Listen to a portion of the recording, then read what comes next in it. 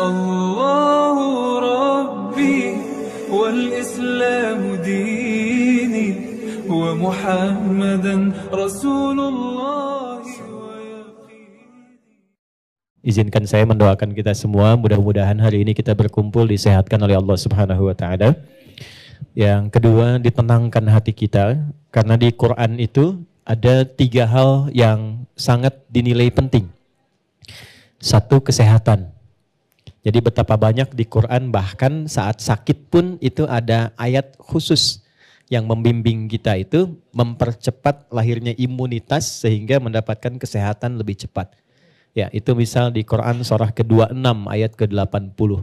Ini boleh kita amalkan karena itu ijazahnya langsung dari Al-Quran. Ini bahasanya Nabi Ibrahim alaihissalam.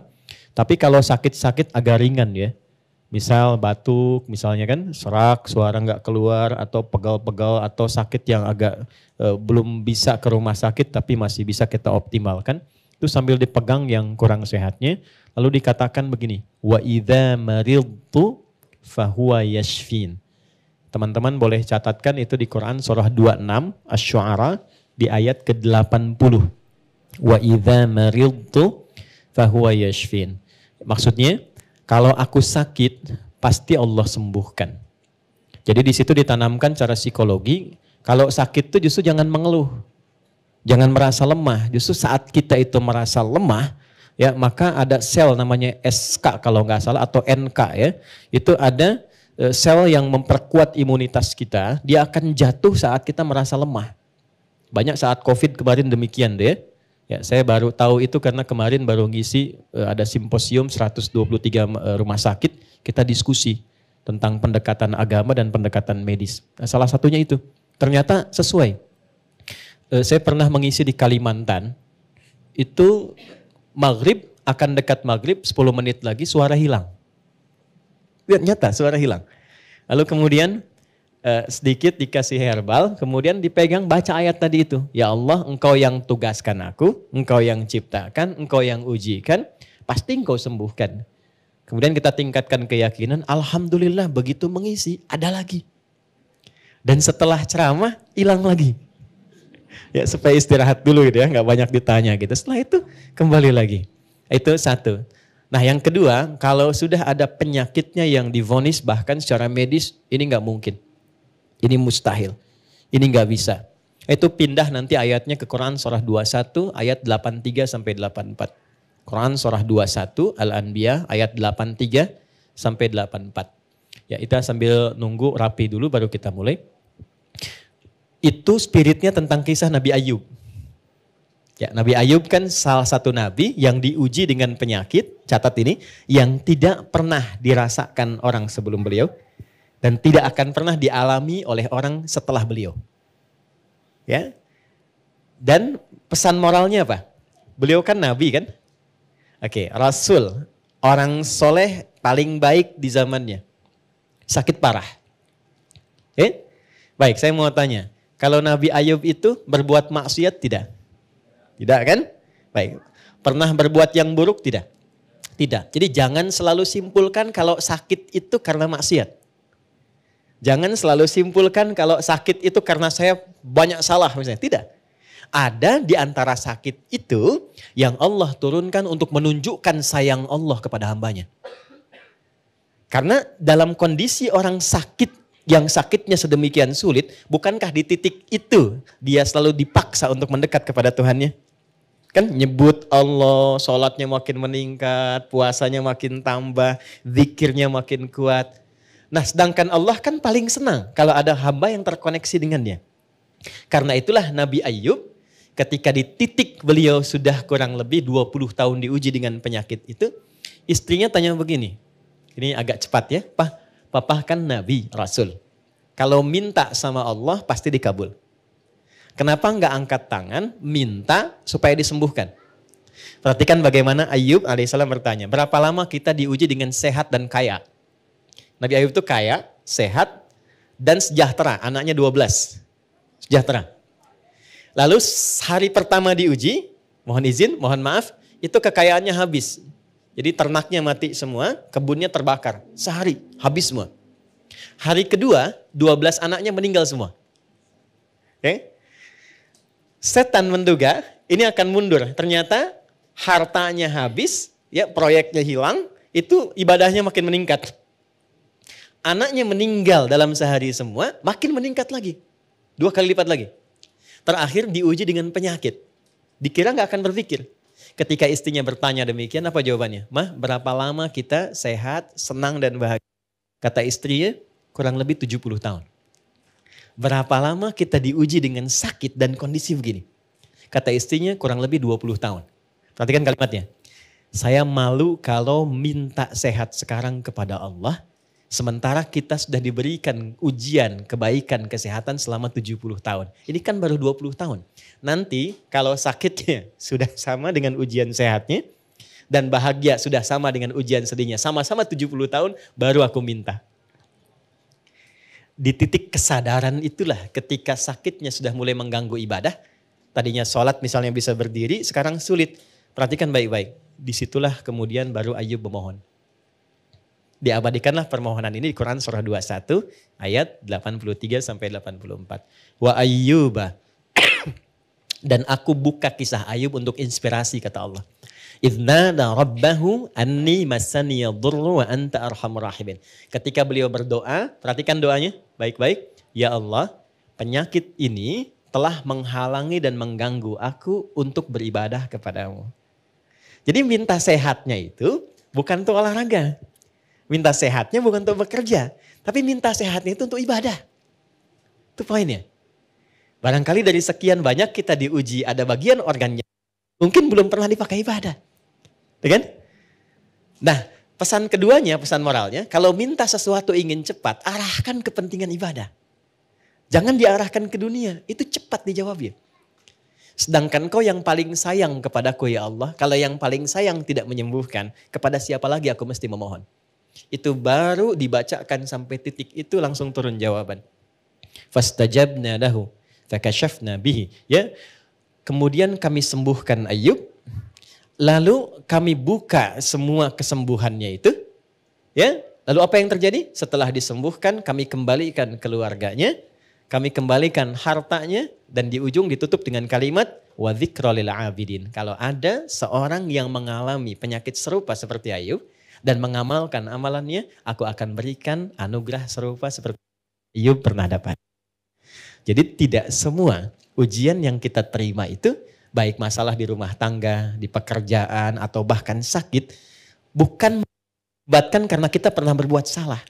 Tapi boleh jadi Allah ingin melipat gandakan kasih sayang yang pernah terjadi di antara suami istri, kasih sayang pernah terjadi di antara anak dan orang tua, kasih sayang yang pernah terjadi di antara kerabat, hartanya ingin dilipat gandakan lagi, dan kemuliaannya ingin diberikan lebih. Dengan apa? Dengan dia mengembalikan semua itu kepada Allah Subhanahu wa Ta'ala. Nah, ini pembuka kita. Hari ini kita akan banyak dialog. Saya hanya akan sampaikan materi singkat saja, penutup di pertemuan yang lalu. Setelah itu kita lebarkan dengan diskusi sampai mungkin waktunya memungkinkan kita untuk berpisah. Itu mukaddimah. Sekarang kita baru mau mulai. Baik ya. Bismillahirrahmanirrahim. Di pertemuan terakhir yang lalu, kita masih dalam pembahasan tentang fikih sholat. Ya. Dasar pembahasan ini adalah pertanyaan tentang kenapa kita mesti sholat. Sudah kita jawab di beberapa pertemuan yang lalu. Teman-teman yang baru bergabung, silahkan dicek lagi rekaman sebelumnya untuk mempermudah bahasan. Yang kedua, ini juga paling penting, apa yang kita dapatkan saat kita sholat. Ya? Kenapa kita sholat? Sudah dijawab, intinya ada 2 jawaban pokoknya. 1, untuk membuktikan kebertuhanan kita kepada Allah. Katanya kita mengatakan la ilaha illallah, apa buktinya? Maka ketika kita mengatakan la ilaha illallah, Allah minta buktikan. Apa pembuktiannya ya Allah? Maka diturunkan, buktikan lewat ibadah, sholat kepadaku. Dalam sholat itulah kita menyebut nama Allah, Allahu Akbar sampai selesai salam. Baik, itu ada di Quran surah ke-20 ayat ke-14. Yang kedua, kenapa kita sholat? Sudah? Yang kedua, sholat didesain oleh Allah. Bukan hanya sekedar ibadah ritual dari takbir sampai salam, tapi semua gerakan dan bacaannya disiapkan untuk membimbing pelakunya mendapatkan kesuksesan dan kebahagiaan di semua aktivitas yang ia jalani sampai wafat. Tolong catat baik-baik itu. Jadi sholat ketika diperintahkan bukan sekedar ibadah ritual yang formalitas. Anda berwudu, takbir, salam. 5 kali ditunaikan. Kalau ini yang kita tangkap dan kita pahami, besar kemungkinan potensi sholat itu akan dipahami sebagai beban saja. Baru tadi sholat, sekarang sholat lagi. Ya kan? Kenapa sih harus 4 rakaat? Karena apa? Karena pesan-pesan atau hikmah yang berada di balik ibadah ini tidak dipelajari terlebih dahulu. Itulah sebabnya Allah memberikan pesan sebelum sholat. Kalau engkau ingin mendapatkan kenikmatan sholatmu, kenyamanan sholatmu, menjawab pertanyaanmu, pelajari dulu tentang semua bacaan dan gerakan sholat dari mulai bertakbir sampai dengan salam. Itu yang dimaksud di Quran surah 29 di ayat ke-45 yang telah kita bahas. Ya, gabungan antara sukses dan bahagia. And happiness, sukses dan bahagia. Itu dalam bahasa Arab disebut dengan falah namanya. Jadi kalau sukses saja tanpa bahagia itu fauz namanya. Turunannya 29 kali disebutkan di Quran. Faiz, fauzi, faizin, fauzan, faizah. Kalau ada yang namanya faiz, fauzan, faizah itu artinya orang yang diharapkan sukses selama hidupnya. Walaupun belum tentu bahagia. Ya itu nama ya. Oke. Kedua, kalau bahagia saja, tapi belum tentu sukses, itu fariha namanya. Fariha, turunannya farah, farahan, ya itu fariha. Jadi kalau ada yang namanya farhan, farah, orang yang diharapkan bahagia selama hidupnya. Walaupun belum tentu sukses. Nah teman-teman tinggal pilih aja, saya yakin pilih yang ketiga.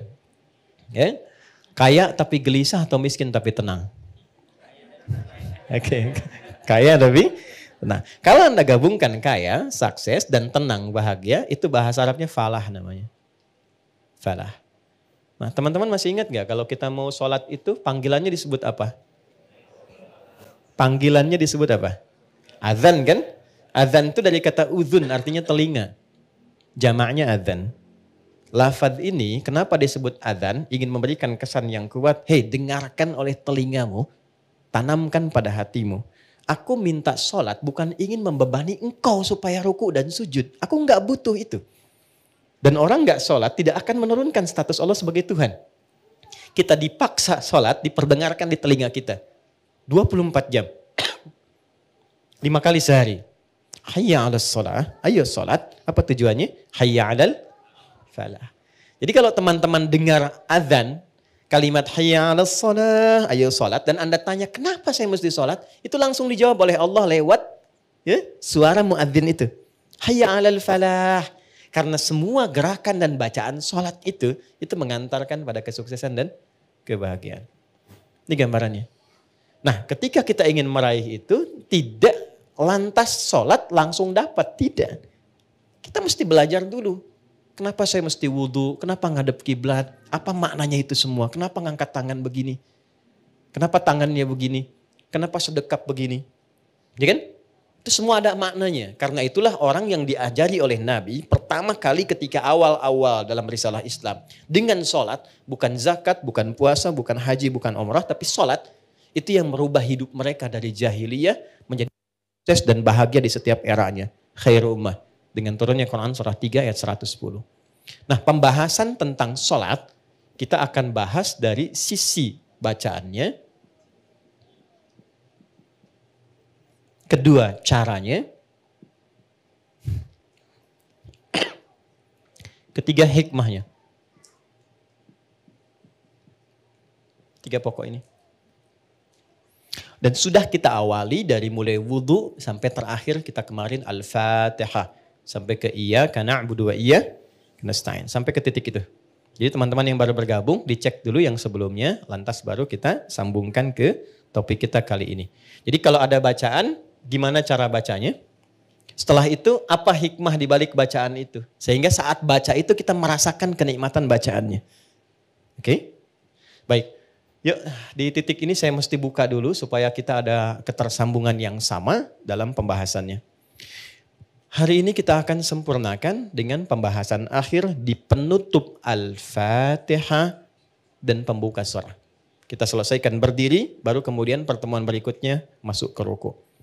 Baik, teman-teman masih ingat di pertemuan yang lalu? Kalau orang benar baca Al-Fatihahnya, dan sudah kemarin kita berlatih baca, masih ingat hadisnya?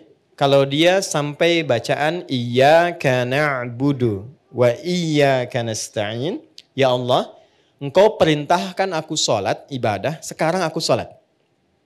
Dan Engkau janjikan saat aku sholat, Engkau akan mengabulkan apa yang aku mohonkan. Sekarang aku punya kesulitan, mohon mudahkan dan kabulkan apa yang akan aku mohonkan. Itu yang dimaksud Iyyaka na'budu wa iyyaka nasta'in. Oke, sekarang saya mau tanya sama teman-teman. Kalau kita diperkenankan untuk meminta apa saja dan itu dikabulkan, kira-kira mau minta apa? Surga, baik. Surga kan di akhirat ya. Rezeki, baik. Rezeki di dunia ya. Sehat, apa lagi? Banyak ya? Banyak ya? Dulu kalau nggak salah ada acara di TV itu dalam semenit ambil apa aja gitu kan? Ya, yang kamu inginkan kan? Ternyata nggak sempat keambil juga semua ya. Oke? Nah, lihat hadisnya. Hadza baini wa baina abdi wa li abdi ma sa'al. Ini perjanjian untukku dan untuk hambaku. Kalau hambaku benar pada bacaan ini sampai di titik ini dari awal dia sholat. Apapun yang dia minta aku akan berikan. Apapun yang dia minta aku akan berikan. Dan tidak sedikit orang soleh termasuk para nabi, orang-orang soleh yang hidup di setiap generasi, kalau setiap ada masalah rata-rata sholat. Demi Allah rata-rata sholat. Saya tidak bermaksud memberikan nasihat ya, hanya sharing saja. Ada pesan di Quran gini, kalau sedang ada masalah, khususnya di rumah tangga, itu curhatkan di atas sajadah. Itu poinnya. Kalau sedang ada masalah, khususnya di rumah tangga, curhatkan di atas sajadah. Itu ada di Quran surah ke-12 ayat 86. Innama ashku bathi wa huzni ilallah. Adukan, tumpahkan di atas sajadah. Maka yang pertama Allah berikan satu ketenangan dalam jiwa. Jadi walaupun solusinya belum ada, tapi hatinya sudah tenang. Ya. Awas sajadahnya nggak usah dilebarkan sampai ke Instagram, ke Facebook, nggak usah. Di tempat kita ya. Semakin lebar, semakin meluas persoalannya. Itu janji Allah. Yang kedua, ketika kita tumpahkan, ketenangan diberikan. Nah, ketenangan inilah langkah awal yang memberikan kejernihan dalam berpikir sehingga kita mudah melangkah untuk menyelesaikan persoalan. Ketika jernih itulah baru Allah kirimkan solusi. Ya. Nah, sifat kita melakukan itu disebut dengan takwa namanya. Dan kalimat takwa pertama di Quran itu disandingkan dengan sholat. Takwa itu disebutkan 240 kali dalam Quran. Pertama kali disebutkan disandingkan dengan sholat. Quran surah 2 ayat 2 sampai 3. Dzalikal kitabu la raiba fi hudal lil. Siapa muttaqin orang takwa di situ? Ayat 3-nya. Alladzina yu'minuna bil ghaibi wa yuqimunas. Nah, takwa disebutkan 240 kali dalam Al-Quran. Amalan pertamanya sholat. Dan 240 ini dibagi 3 segmen. Ada segmen ritual seperti sholat ini. Ada segmen sosial seperti berbagi dengan sesama. Ali Imran ayat 133. Ada segmen rumah tangga. Dan ini segmen rumah tangga ditempatkannya di persoalan tertinggi di rumah tangga yang mengantarkan pada puncaknya. Yaitu perselisihan yang menghadirkan misalnya perpisahan. Disebut dengan tolak. Ini ditempatkan di Quran surah 65. Surahnya surah At-Tolak, ayatnya persis sama dengan ini, 2-3. Coba lihat. Ini bukan dimirip-miripin ya, saya nggak punya TikTok deh yang sekali ketik langsung tok jadi gitu ya. Enggak. Ini ada ilmu tentang keserasian ayat-ayat dan nomor-nomor dalam Quran. Ditempatkannya di sini. Wa may yattaqillaha yaj'al lahu makhraja. Siapa yang mampu meningkatkan takwanya kepada Allah dalam konteks ini, yuk sholat. Yaj'al lahu makhraja. Dia punya masalah apapun, aku bimbing untuk menyelesaikannya. Dan hidupnya bukan gak punya masalah. Sebelum dihadapi Allah sudah kecilkan sehingga tak terasa bahwa itu persoalan. Itu poin. Ya. Betapa banyak solusi yang ringan tapi jarang dilakukan. Kita memilih berdebat dengan pengetahuan, dengan kekayaan, dengan macam-macam. Sehingga nggak selesai-selesai. Padahal solusinya simpel. Baik ya? Satu ini. Nah sekarang ada yang lebih dahsyat lagi. Begitu selesai benar baru sampai iyyaka na'budu wa iyyaka nasta'in. Sedang punya masalah apa? Mau minta apa? Ada keperluan apa? Mohonkan. Karena rata-rata bingung mau minta apa. Allah ajarkan satu kalimat yang saat diberikan semua yang kita harapkan dapat. Apa kalimatnya? Oke, setelah iyyaka na'budu wa iyyaka nasta'in kita baca apa? Ihdinas siratal mustaqim. Itu bukan kalimat biasa, ada rahasia di dalamnya, ada hikmah. Ya, saya tulis dulu ya. Sini aja. Ihdinas siratal mustaqim.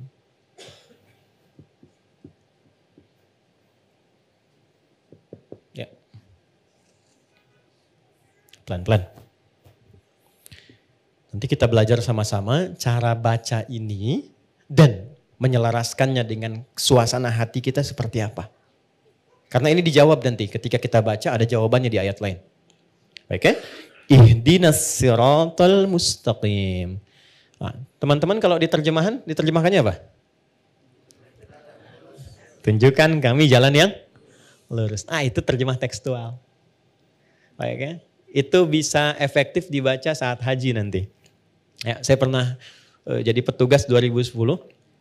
Ada jemaah tersesat. Keluar dari maktab dia bingung ketemu tentara orang Arab dia nanya. Jadi orang Arab yang gak bisa bahasa Indonesia, dia gak bisa bahasa Arab. Tapi pintar orangnya.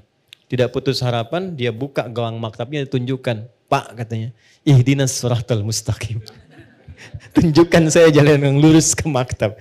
Ya? Tapi yang hebat tentaranya itu juga gak kalah cerdik. Begitu dilihat maktabnya kan ada di gelangnya itu. Maka dia tunjukkan siratal ladzina an'amta 'alaihim ghairil maghdubi 'alaihim waladdallin. Lulus jalan ini jangan belok-belok kamu sampai gitu. Itu pernah kejadian. Oke. Ihdina. Ya Allah mohon tunjukkan kami. Ihdina itu dari ahda yuhdi, asalnya dari hidayah. Hidayah superlatifnya hudan. Oke, pelan-pelan. Ihdi itu bentuk permohonan. Berikan kami hudan. Ini asalnya. Ya, pelan-pelan. Berikan kami hudan. Apa itu hudan? Hudan itu asalnya semua solusi yang kita butuhkan dalam hidup. Simpel sekali. Semua solusi yang kita butuhkan dalam hidup. Contoh. Al-Quran itu disebut hudan oleh Allah. Al-Baqarah ayat 185. Ya syahrul Ramadan alladzi unzila fihil Quran hudan linnas. Kenapa Al-Quran disebut hudan? Karena isinya 6.236 ayat dari Al-Fatihah sampai An-Nas itu semua isinya solusi buat kehidupan kita. Tentang anak ada di situ, tentang pekerjaan ada di situ. Tentang maaf ya, semua hal yang kita jalani dalam hidup dari mulai lahir sampai wafat itu ada di situ semua. Jadi bukan ayat bacaan yang hampa makna, bukan. Itu semua kalau dikeluarkan, itu ada temanya secara tematik. Imam Al-Bukhari itu mengeluarkan 97 tema dari Quran. Disusun di dalam kitab beliau namanya Sahih Al-Bukhari. Bukan kitab hadis mata, bukan. Itu ada temanya. Dari mulai tentang iman, Anda bertanya kenapa iman saya suka naik turun. Kalau naik semangat ibadah, kalau turun saya agak malas gitu ya. Di sini nanti dikeluarkan ayatnya, topiknya apa, lalu ayatnya, lalu hadisnya, sejumlah 57 hadis. Ada bab bisnis kitabul buyu'. Teman-teman yang pebisnis, pengusaha, pengen belajar value dari Quran dan hadis, membimbing kita bisnis. Ya, demi Allah saya katakan, sahabat-sahabat Nabi dan tabi'in generasi setelah itu, yang mengaji dari topik ini, tema bisnis, itu setelah belajar mempraktekkan, tidak pernah ada yang kembali modal. Semua kembali untung. Dan kekayaannya itu di atas rata-rata. Ya, saya mau sebut Abdurrahman bin Auf, itu sebelum masuk Islam dan belajar dari Quran, itu kekayaannya itu standar aja walaupun kaya. Tapi setelah masuk Islam, itu kemarin riset saya tentang beberapa para sahabat, itu kekayaannya divaluasi kalau kekinian itu sampai dengan 72.000 triliun. Dan ini riset ilmiah yang kemarin kami kaji, 72.000 triliun. Sekarang Elon Musk baru 3.000 ya. Jeff Bezos juga demikian kan. Baru di kisaran itu dulu 72.000. Dan hebatnya masuk surga juga tuh. Masuk surga juga daripada miskin gak jelas kan. Nah ini masuk surga juga. Oke. Jadi poinnya begini. Saya agak cepat langsung karena waktu kita terbatas. Ihdina, ya Allah berikan aku hudan. Solusi dari masalah yang aku rasakan sekarang. Nah saat teman-teman membacakan itu, coba di hatinya rasakan sedang punya masalah apa yang dirasakan. Gitu. Ini jarang dibaca begitu kan. Kan normal saja kan. Ihdinas siratal mustaqim, siratal ladzina an'amta 'alaihim ghairil maghdubi 'alaihim waladdallin. Amin, selesai. Sampai di situ benar untuk menggugurkan rukun dalam sholat. Sah sholatnya. Tapi Anda gak dapat ini. Gak dapat kenikmatannya. Jadi begitu Anda bacakan, ihdinas siratal mustaqim, rasakan dalam hati kita. Gak perlu diungkapkan, kita belum sujud. Gak perlu diungkapkan, rasakan dalam hati ada masalah apa yang dibawa dalam sholat. Karena Allah itu maha tahu orang sholat itu pasti punya persoalan. Pasti bawa masalah. Ini kan tenang-tenang senyum-senyum itu ya boleh jadi juga ada masalah kan. Gak semuanya tenang kan dalam hatinya kan. Sama. Gak ada orang dari subuh sampai zuhur gak punya masalah. Itu gak ada itu. Ya gak ada. Semua orang punya persoalannya. Maka Allah tunggu sampai zuhur itu. Kita minta supaya diselesaikan. Maka ketika selesai zuhur, nikmat kita menjalani siang sampai sore. Itu hikmahnya demikian. Filosofinya begitu. Jadi begitu Anda bacakan, ihdinas siratal mustaqim, ya Allah mohon berikan solusi. Kan? Atas semua persoalan yang hamba sedang rasakan saat ini dan Engkau maha mengetahui dengan itu semua. Oke. Lalu Allah berikan. Saya mau tanya teman-teman, mohon izin ya. Kalau diberi itu pengen cepat, pengen lambat. Ingin mudah, ingin sulit. Mudah kan? Baik, kalau ada jalan berliku dengan jalan lurus, yang paling cepat yang lurus atau yang belok-belok? Lurus kan?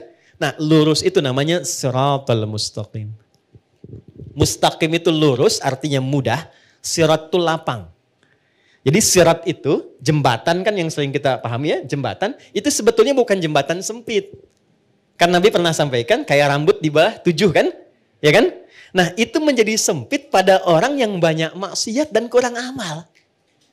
Tapi bagi orang yang dekat dengan Tuhan, dia mendedikasikan kegiatan di dunianya untuk beribadah kepada Allah dengan berbuat baik, maka itu menjadi lapang. Ketika lapang itulah menjadi surat namanya. Paham? Baik, jadi seakan kita minta begini, ya Allah, mohon berikan aku solusi dan lapangkan saat aku menerimanya, serta mudahkan dalam prosesnya. Jelas? Lapangkan aku saat menerimanya dan mudahkan dalam menjalani prosesnya. Oke. Saya kasih pertanyaan, kalau bisa jawab saya kasih hadiah umroh ya. Saya serius. Saya serius. Bintang 5 di Mekah Madinah. Oke. Salat sendiri kan? Ya kan? Walaupun berjamaah kan kita sendiri kan? Ya kan? Nanti sifatnya jamaah dengan banyak orang. Kenapa di sini mintanya tunjukkan pada kami, padahal kita sendiri? Ihdina.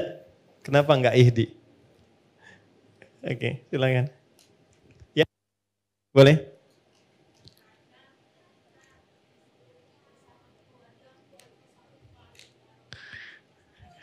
Bagus, bagus jawabannya. Sampai Cengkareng tuh. Oke, ada yang lain? Silakan.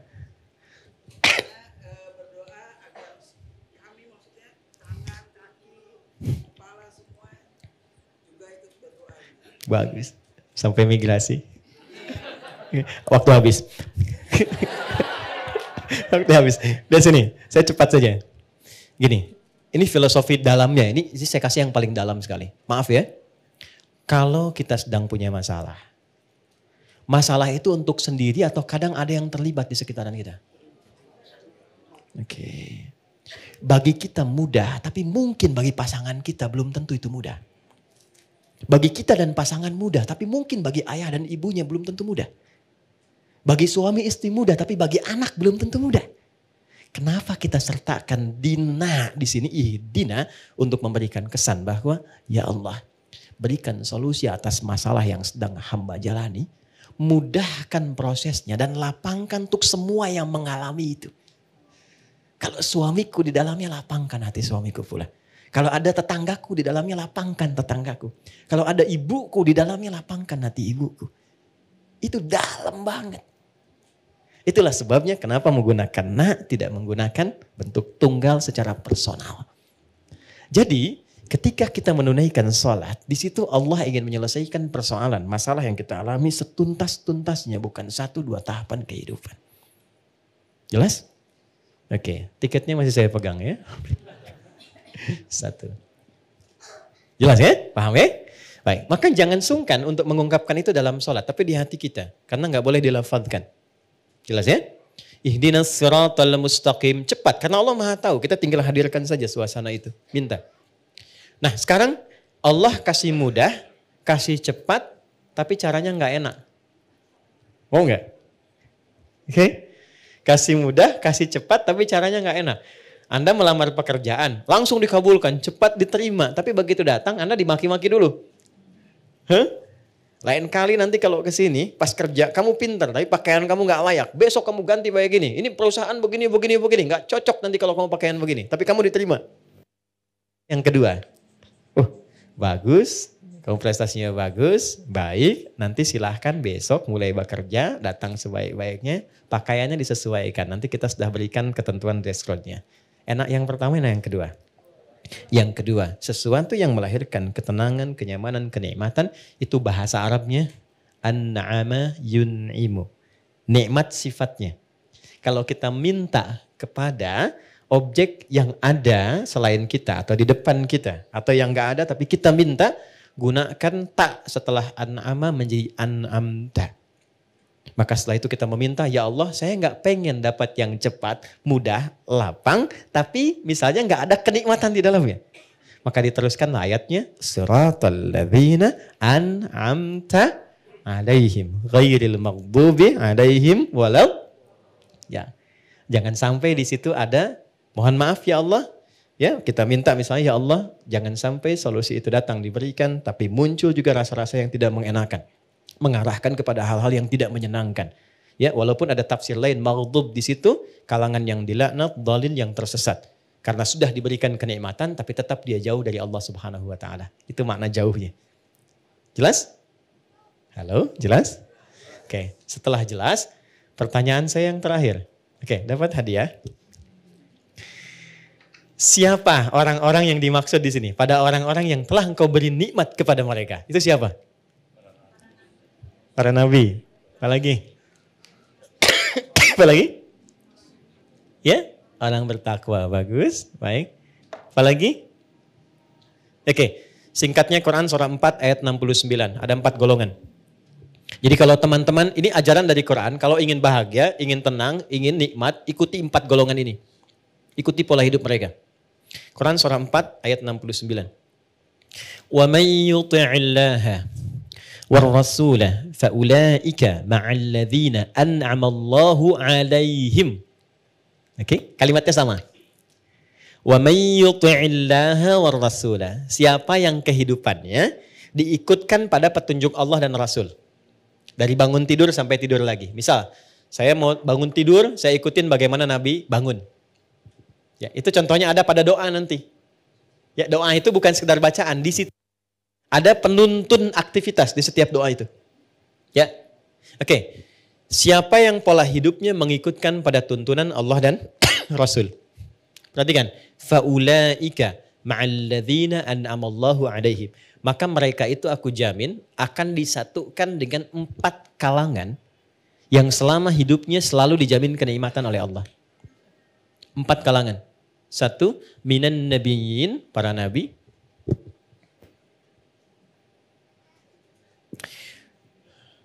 2, siddiqin, orang-orang yang membenarkan Quran dan mengamalkannya. Misal, kata Quran, berjilbablah perempuan. Maka dia membenarkan ayatnya dan mengamalkannya. Itu siddiq namanya. Jelas? Laki-laki misalnya, bangunlah tahajud walaupun sunnah. Anda benarkan ayatnya, Anda amalkan itu disebut siddiq. yakin sepenuhnya dengan mengamalkannya. Kenapa Abu Bakar disebut Siddiq? Karena beliau paling yakin apapun yang Nabi sampaikan itu seketika diyakini, walaupun bagi sementara orang itu belum mampu ya dipahami dengan logikanya. Karena itu disebut dengan Abu Bakar as-Siddiq. Oke, 3. Ini Siddiq. 3 syuhada. Orang yang wafat yang saat hidupnya sering mendedikasikan kegiatannya untuk ibadah. Maaf ya, jangan hanya dipahami berperang misalnya secara militer, tidak. Anda bekerja niatkan karena Allah. Di rumah tangga niatkan karena Allah. Posisikan istri sebagai titipan Allah. Istri suami sebagai titipan Allah. Menyayanginya karena Allah. Posisikan anak sebagai titipan Allah. Saya tanya teman-teman nih, antum cintai istri itu karena Allah atau karena sayang? Berat sekali jawabnya ya. Oke. Anda cintai anak itu karena Allah atau karena sayang? Oke, karena Allah itu ada 2 cirinya. 1, dia akan memastikan yang dicintainya itu selalu berada dalam hukum-hukum Allah. Oke? Jangan dibayangkan terlalu ekstrim, tidak. Ya, misalnya apa? Sholat, diajak sholat. Diingatkan ngaji misalnya. Didekatkan pada yang baik-baik. Istri pesan ke suami, cari yang halal ya. Jangan pernah datangkan yang haram misalnya. Itu sudah cukup menjadikan Anda berjuang hidup untuk menaati Allah. Kalau wafat, itu disebut wafatnya fi sabilillah, orang yang disebut syahid, zamannya syuhada. Jadi ada 3 jenis syuhada itu, syuhada yang wafat saat ada dinas militer, ya itu langsung syahidnya dunia akhirat. Ada syahidnya seperti tadi saya sampaikan, merawat anak karena Allah, ibunya meninggal, syahid, syahidnya syahid akhirat. Dimakamkan seperti biasa, tapi statusnya syahid. Itu kenikmatan surganya luar biasa. Kalau nggak percaya silahkan, lakukan dulu ya. Nanti saat di ujung kematian itu ditampakkan hasilnya. Yang keempat, solihin, tingkat paling akhir. Wassalihin. Ya, saya akhiri di sini dengan cepat. Solihin itu singkatnya orang yang memastikan semua kegiatannya baik. Ya, kalau memandang yang baik. Kalau bicara, dia bicara yang baik-baik. Kalau kira-kira yang mau dikeluarkan itu kurang baik, dia tahan, dia nggak ungkapkan. Ketemu sama istri nih, ada beda pendapat. Dia mau cerita. Kemudian mau keluar kata-kata gak baik. Dia jaga supaya menenangkan istri gak menyinggungnya. Itu masuk kategori ini. Oke? Begitu sebaliknya. Ujung kepala sampai ujung kaki. Dia arahkan melangkah pada yang baik, bekerja yang baik. Maka masuk kategori ini. Untuk perempuan salihat, untuk laki-laki salihin. Ini poinnya. Jadi kalau ada orang-orang ingin hidup tenang, ingin nyaman. Minimal ikuti pola hidup para nabi, nggak terjangkau yang ini, atau paling minimal jadilah orang baik yang tidak melukai orang lain atau bahkan diri sendiri. Jelas?